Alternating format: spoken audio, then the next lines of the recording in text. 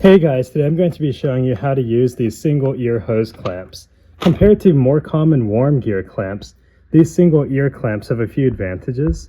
Because of their design, they provide more even clamping force than warm gear clamps, which is especially useful on smaller sizes because with these clamps you have that screw and there's often uneven clamping pressure, whereas these provide even force all around.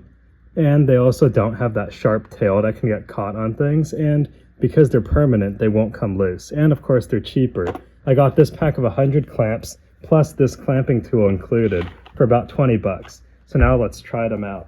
When using these clamps, the first step is to find the right size. Because they're crimp-on rather than using a screw for adjustment, ear clamps have a smaller range. You want to find an ear clamp that fits relatively tightly around the outside of your hose, then place it so it'll be about halfway down the barb. Then get your fitting in. Sometimes I find it helpful to twist while pushing, and now, as you can see, the fitting's on. Now you have to crimp it. Use the crimping tool. This looks like a pair of pincers for maybe cutting the ends of wire or pulling nails, but I think they are separate tools, so you should use a proper ear clamp tool, and then just take the tool and squeeze.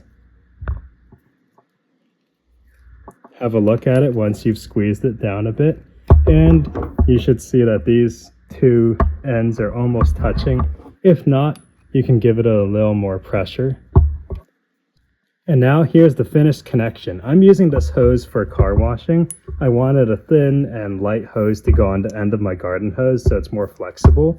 And unlike the gear clamps, these warm gear clamps here have that sharp tail that can get caught. These are smooth, so there's no risk of hurting yourself or getting cuts on your fingers. And they hold up a lot better too, especially in smaller sizes.